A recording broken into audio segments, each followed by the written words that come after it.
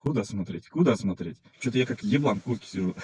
В общем, один из способов — это пылесосить все подряд, брать зеленку, не зеленку, в общем, все, что тебе Яндекс дает, все то и берешь. Таких водителей опытные таксисты не любят. Они считают, что тем самым вы рушите всю систему, тем самым понижаете заработок.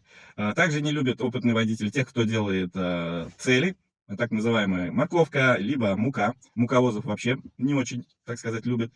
Но это опытный водитель. И я вам опять открою секрет. Даже опытные водители, когда прижмет, и цели делают, так что ничего страшного в этом нет.